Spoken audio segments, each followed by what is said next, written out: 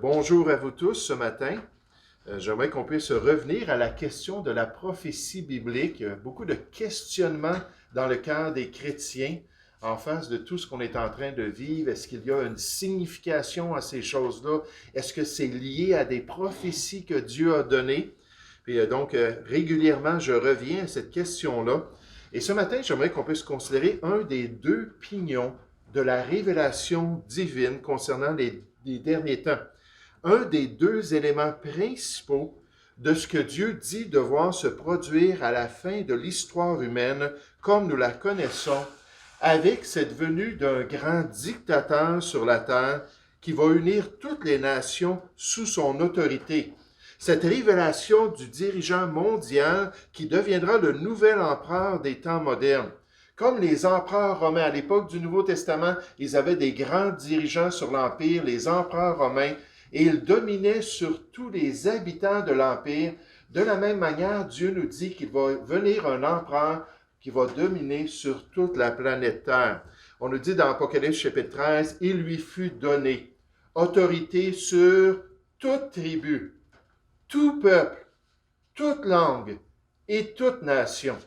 Et tous les habitants de la terre l'adoreront. » Donc, un personnage international, un personnage qui va dominer sur plus qu'une nation, qui va dominer sur toutes les nations de la terre et qui doit paraître dans les derniers temps. On nous dit, et toute la terre était dans l'admiration derrière la bête, c'est-à-dire ce grand dirigeant.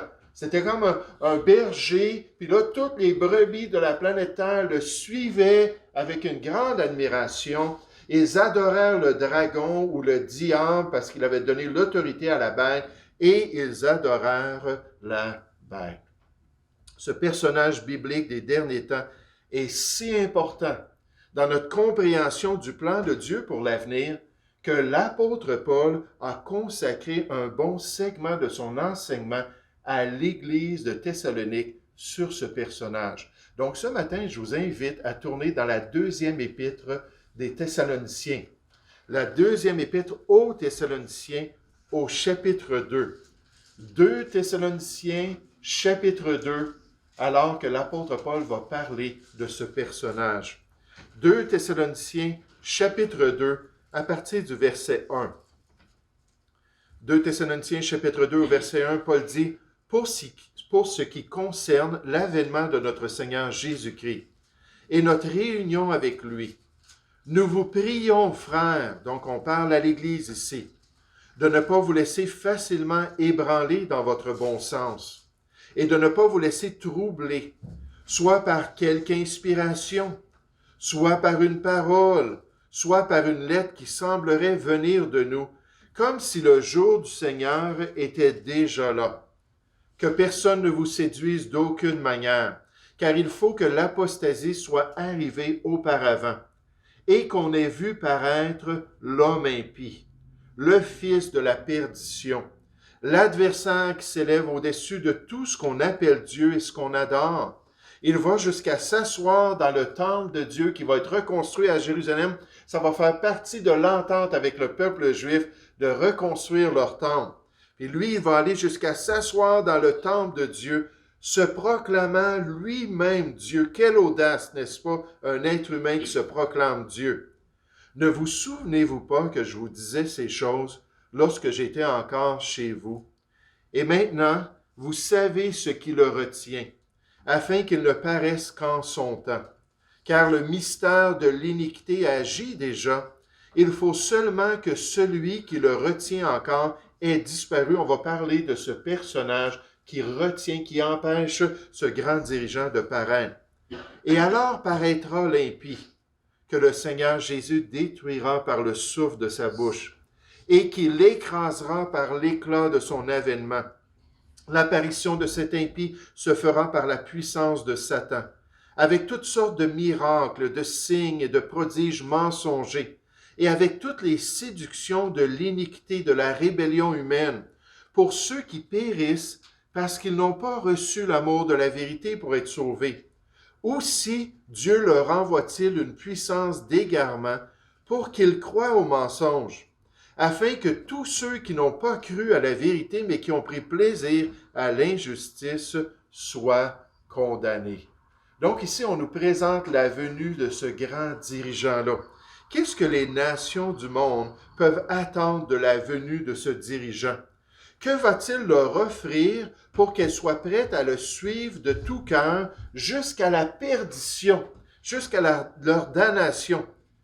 Que peut retenir le croyant en face de cette venue prochaine et des indications de cette tromperie à venir qui va devenir de plus en plus envisageable dans notre monde, alors que les ténèbres et la folie de l'homme changent de plus en plus notre société? Quelles sont les leçons spirituelles pour nous à la lumière de cette révélation?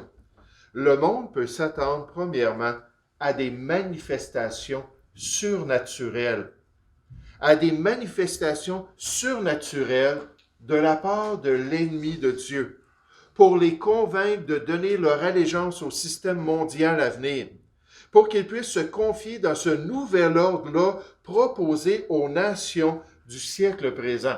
Et là, quand on voit ça, on se dit, wow, il y a quelque chose qui va changer. Vous savez, on est encore à la fin de la période qu'on appelle modernisme. La période de modernisme avait deux éléments principaux. Premièrement, la logique humaine, puis deuxièmement, les faits. Et tout était basé sur cela. Il fallait qu'il y ait quelque chose d'empirique. Il fallait qu'il y ait quelque chose de palpable pour nous permettre de croire quelque chose. Mais la Bible nous montre qu'il va venir un changement. On est déjà rentré dans une période qui est appelée post-moderniste. Qu'est-ce que ça veut dire? C'est qu'on passe du raisonnement puis des faits pour accepter des choses qu'autrefois les gens n'auraient jamais voulu accepter. Et Dieu nous dit que dans l'avenir, les gens vont s'ouvrir au surnaturel, vont s'ouvrir au miraculeux. Ce qui contrôle les gens aujourd'hui, c'est la majorité, l'opinion majoritaire, le sentiment social et nécessairement les médias et les experts. On est encore influencé à raisonner et à voir les choses d'une certaine manière avec des faits qui nous sont proposés. Mais j'aimerais vous dire, non seulement on le voit déjà aujourd'hui, que bien souvent les gens ne se basent pas sur les faits, ne se basent pas sur les données. Ils ont fait un choix de cœur et peu importe les informations qu'on peut leur proposer, ils n'y croiront point. Il y a un documentaire extraordinaire qui a été préparé par des cinéastes européens et qui regarde toute la question de la pandémie. Là, ils font venir toutes sortes d'experts dans les différents domaines, soit les domaines médicaux, les domaines de recherche scientifique. Il y a des avocats, des personnes qui sont spécialisées dans toutes ces questions-là. Il y a plein de monde qui vient parler dans ce documentaire-là et qui présente les faits de la pandémie. J'aimerais vous dire, il est censuré partout. Il est attaqué de toutes parts. Les gens ne veulent pas le considérer. Pourquoi? Parce qu'on arrive à un moment où l'être humain est en train de faire un choix, où il y a un changement social, de se détourner de la vérité, de se détourner de ce qui est vrai pour commencer à suivre ce qu'il désire. Et la Bible nous dit que c'est exactement ce qui va se produire dans les derniers temps. Dieu va permettre à des confirmations surnaturelles d'encourager les gens à se joindre à ce grand système international qui va les amener loin de Dieu. Mais j'aimerais vous dire, cette séduction spirituelle-là, c'est pas juste dans les derniers temps. Elle a toujours existé. Jean nous dit, petits enfants, c'est la dernière heure. Et comme vous avez appris qu'un antéchrist vient, c'est le message de l'Église depuis la période apostolique. Un grand dirigeant va venir sur la terre. Le héros des nations impies va venir les unifier dans leur impiété. Jean dit, vous avez appris qu'il s'en vient, et dit, il y a maintenant plusieurs antéchrists. Cet esprit-là de rébellion existe depuis la période apostolique. Cet esprit-là est là pour détourner les gens de Dieu dans tous les domaines. Un antéchrist doit venir, mais la séduction spirituelle confronte le chrétien depuis l'époque des apôtres. Il y a toujours eu une séduction. Il y a toujours eu un mensonge. Il y a toujours eu un effort pour détourner les gens de la volonté de Dieu. Mais dans les derniers temps, ça va exploser. Ça va devenir généralisé et surtout, Dieu nous révèle que ça va être accepté par les gens. Regardez dans le texte comment est-ce qu'on voit cette séduction au verset 3. On nous dit que personne ne vous séduise d'aucune manière. Donc, il y a de la séduction. Soyez prudents, car il faut que l'apostasie soit arrivée auparavant. L'apostasie, ça veut dire le rejet, le choix du cœur de se détourner de Dieu. Et là, avec l'article défini, ça veut dire une apostasie généralisée dans le monde. Ça ne sera pas l'exception, ça va être la règle. Les gens ne veulent pas croire en Dieu. Les gens ne veulent pas croire dans le message du Seigneur. Il faut que ça soit là, que ça soit établi, que la grande majorité des habitants de la terre disent non à Jésus-Christ et non à son évangile. Et alors, les événements vont pouvoir se développer. On continue. Et qu'on ait vu paraître l'homme impie, ou le rebelle, l'antéchrist, ce grand dirigeant-là. Et j'aimerais vous dire, dans les passages bibliques, on le montre comme étant ouvertement impie envers Dieu. Il est rempli, sa bouche est remplie de blasphème contre Dieu, de blasphème contre le royaume de Dieu, de blasphème contre ceux qui habitent dans son royaume. Là, les gens vont voir cela, mais déjà, eux, ils auront fait le choix de se détourner de Dieu. Ils vont dire, « Wow, c'est un dirigeant comme ça qu'on veut. » Puis là, ils vont être prêts à le suivre. On l'appelle l'impie, le fils de la perdition, l'adversaire qui s'élève au-dessus de ce qu'on appelle Dieu, ce qu'on adore, de toutes les religions. Il va jusqu'à s'asseoir dans le temple de Dieu, se proclamant lui-même Dieu. Voyez-vous comment les gens vont être disposés à cette époque-là pour une telle rébellion généralisée? On continue. On nous dit, ne vous souvenez-vous pas que je vous disais ces choses lorsque j'étais encore chez vous? La prophétie biblique, qui est taboue bien souvent dans les milieux évangéliques, ça faisait partie de l'enseignement de l'apôtre Paul envers ces jeunes chrétiens-là dans l'Église qu'il avait établie à Thessalonique. Je vous en ai parlé. Et maintenant, il dit, vous savez ce qui le retient. Il y a quelqu'un qui empêche l'Antéchrist de paraître depuis l'époque apostolique. Et Paul dit à l'Église, vous savez c'est qui? Moi, j'aimerais vous le dire ce matin, c'est qui? C'est le Saint-Esprit de Dieu dans l'Église de Jésus-Christ. Il faut que l'Église soit enlevée pour qu'il puisse paraître. Comment est-ce qu'on voit ça ici? On nous dit, et maintenant, vous savez ce qui le retient. Le verbe est au neutre dans le grec. Qu'est-ce que ça veut dire? Quand quelque chose est au neutre, c'est parce que c'est influencé par un pronom qui représente un objet, quelque chose de matériel ou quelque chose qui est un objet. Donc, on nous dit, il y a un objet quelconque qui doit le retenir. Mais ça continue. Afin qu'il ne paraisse qu'en son temps. Car le mystère de l'iniquité agit déjà. Il faut seulement que celui qui le retient encore ait disparu. Donc, on nous parle de quelque chose qui est à la fois un objet puis qui est à la fois une personne, parce qu'ici, on le présente comme étant masculin et ayant la caractéristique d'une personne. Dans les Écritures, le seul qui influence et qui se manifeste par des verbes au neutre et des verbes des personnels au masculin, c'est l'Esprit de Dieu. Il est la puissance de Dieu, mais il est aussi un personnage quelconque. Et nous, on voit dans les Écritures, dans la prophétie, ça s'harmonise que l'Église et le ministère du Saint-Esprit doivent quitter avant que toutes ces choses ne puissent paraître.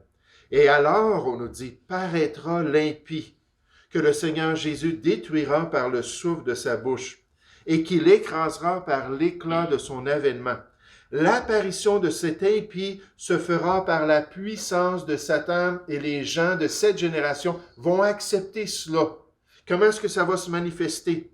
Avec toutes sortes de miracles, de signes et de prodiges mensongers, et avec toutes les séductions de l'iniquité. C'est frappant que dans notre société, on parle puis on voit de plus en plus les gens dire « Oui, mais c'est pas ça que je ressens.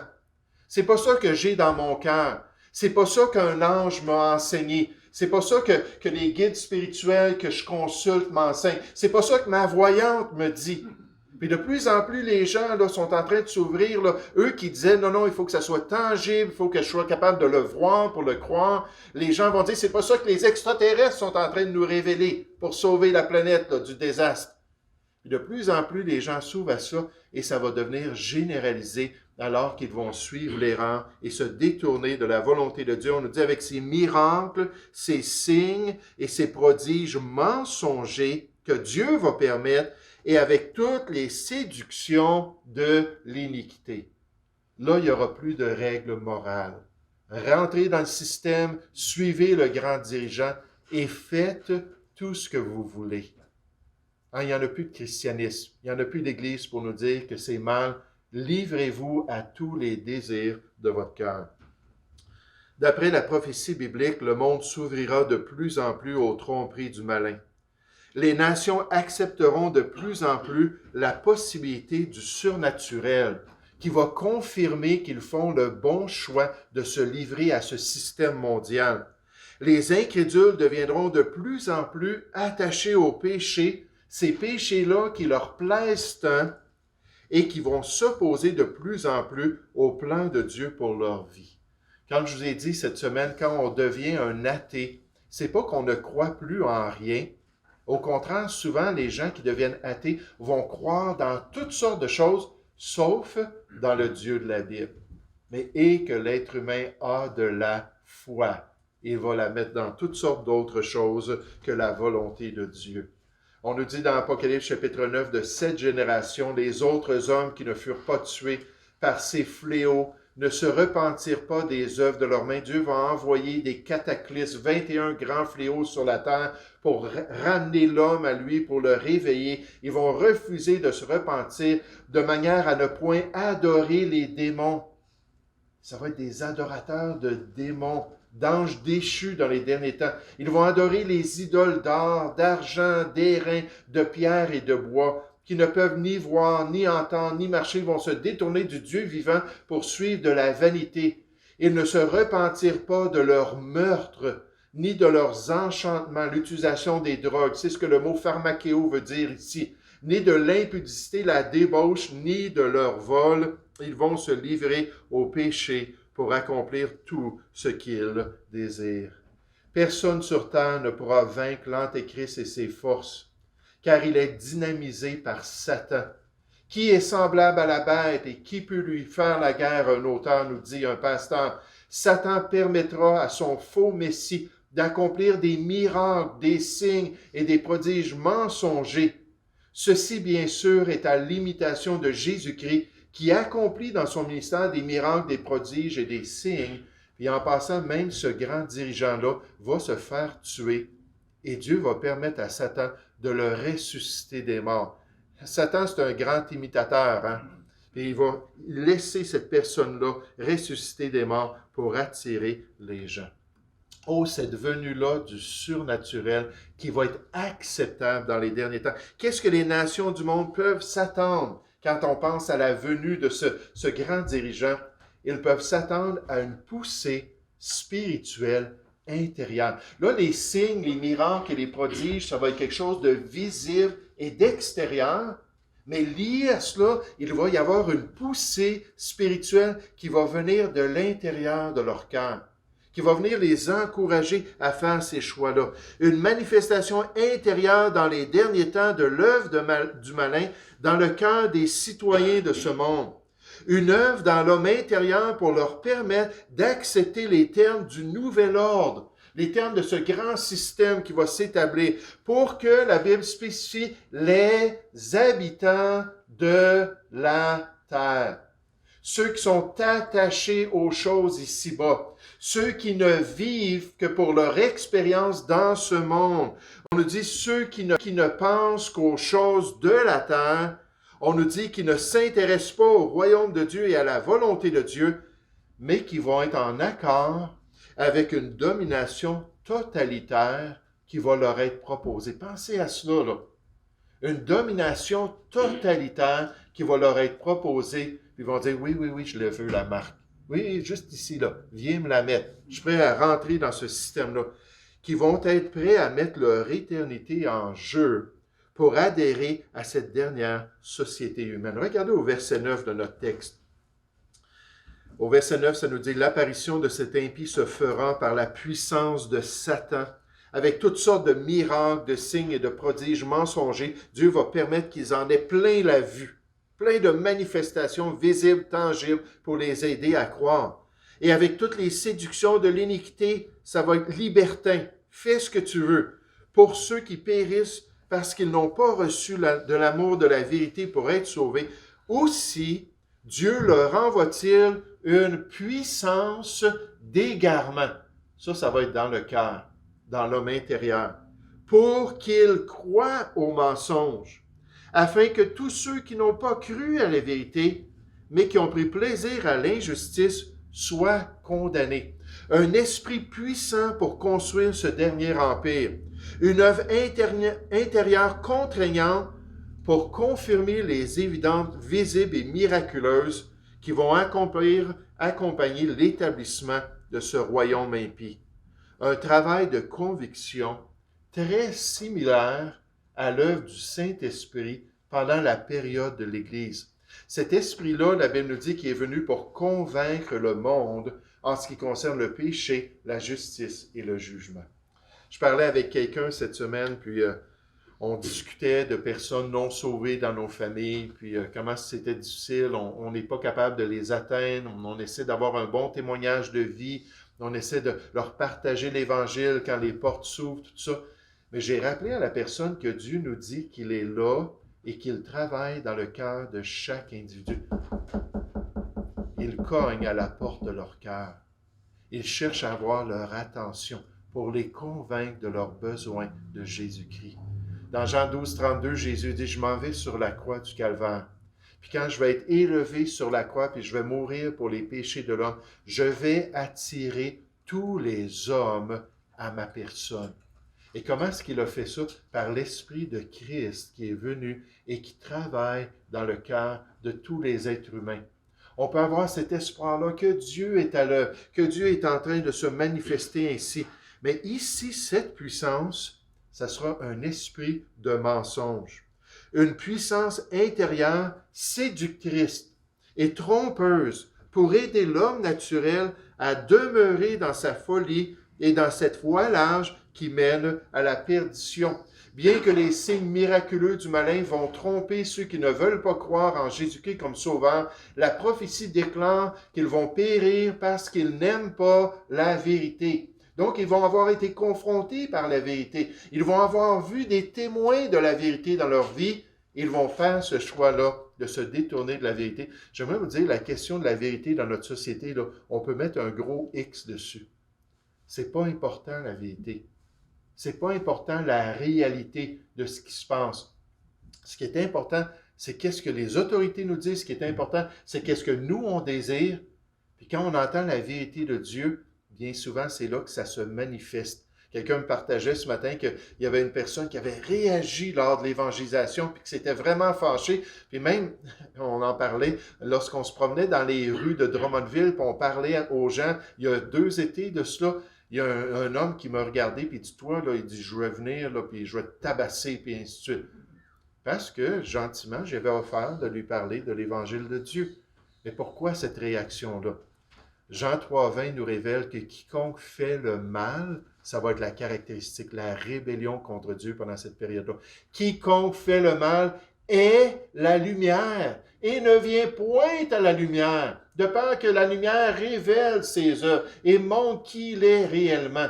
Les gens préfèrent rester dans les ténèbres, se détourner de la vérité de Dieu. Donc, il dit, ils n'aiment pas la vérité. C'est possible que certains qui sont en train d'adorer la bête dans ce passage, dans notre texte biblique, étaient de non-sauvés lors de l'enlèvement de l'Église, qui avaient entendu les chrétiens témoigner avant qu'ils disparaissent, qui avaient entendu le message de l'Évangile avant que l'Église parte.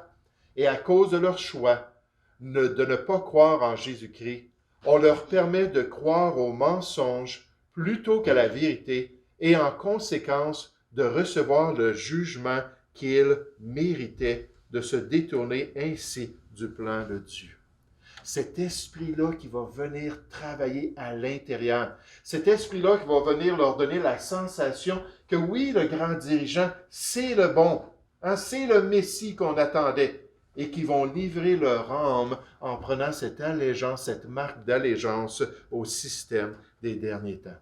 Oh, dans la prophétie biblique, Dieu est bien clair. Concernant la venue de ce grand dirigeant, il y aura des manifestations surnaturelles acceptables aux yeux de l'homme. Il y aura cette poussée spirituelle intérieure. Puis comme on est reconnaissant pour l'Esprit de Dieu aujourd'hui, on n'est pas les seuls qui cherchons, qui désirons le salut des gens. L'Esprit de Dieu est en train de travailler dans leur cœur. Mais alors qu'on regarde ce beau passage des Écritures, il ne faut pas oublier la fin de l'histoire. Il ne faut pas oublier qui va gagner dans toute cette question-là. Puis on voit dans notre texte la victoire ultime de la vérité. La victoire ultime de la vérité. La réalité que l'Antéchrist sera vaincu par le Christ de Dieu. Celui à qui le Seigneur a promis avec serment en lui disant « Demande-moi et je te donnerai les nations pour héritage, les extrémités de la terre pour possession. Tu les briseras avec une verge de fer, tu les briseras comme un vase d'un potier, et c'est seulement temporairement que ce grand dirigeant-là va venir sur la terre. Dieu nous dit que c'est le Seigneur qui est le roi des rois et le Seigneur des seigneurs. Et c'est lui qui va se manifester dans les derniers temps. On nous dit dans le temps de ces rois. Cette dernière génération, le Dieu des cieux suscitera un royaume qui ne sera jamais détruit et qui ne passera point sous la domination d'un autre peuple. Il brisera et anéantira tous ces royaumes-là de la terre et lui-même subsistera éternellement. Jean nous dit concernant cette victoire, les dirigeants de ce dernier royaume, incluant le grand empereur des derniers temps, combattront contre l'agneau, et l'agneau les vaincra. Le Fils de Dieu lui-même. Pourquoi? Parce qu'il est le Seigneur des seigneurs, l'autorité sur ces rois-là, le roi des rois. Et remarquez, et les appelés, les élus et les fidèles qui sont avec lui les vaincront aussi. Regardez au verset 5 de notre texte, comment Paul dit ça simplement, alors qu'il parle de la venue de ce grand dirigeant. Au verset 5, il dit, « Ne vous souvenez-vous pas que je vous disais ces choses lorsque j'étais encore chez vous? Et maintenant, vous savez ce qui le retient, afin qu'il ne paraisse qu'en son temps? Car le mystère de l'iniquité agit déjà, il y a déjà cet esprit de rébellion, même à l'époque apostolique. Il faut seulement que celui qui le retient encore ait disparu. Et alors paraîtra l'impie, prédit dans les Écritures, que le Seigneur Jésus, ça aussi c'est prédit, que le Seigneur Jésus détruira par le souffle de sa bouche et qu'il écrasera par l'éclat de son avènement. Et les croyants, on va être avec lui. On va faire partie de cette grande victoire. On va descendre des cieux ayant été enlevé avant cette période. On va descendre avec lui des cieux dans Apocalypse chapitre 19. On va voir toutes les armées de ce monde à la bataille d'Armageddon contre le peuple d'Israël. Et le Seigneur Jésus va juste se manifester dans toute sa puissance. Celui qui a parlé et que tout a été créé par sa puissance va prononcer leur damnation et ils vont être détruits. Frères et sœurs, il faut comprendre ce matin que nous sommes dans l'équipe gagnante. On fait partie de l'armée du Seigneur. Nous suivons celui qui va être victorieux à la fin.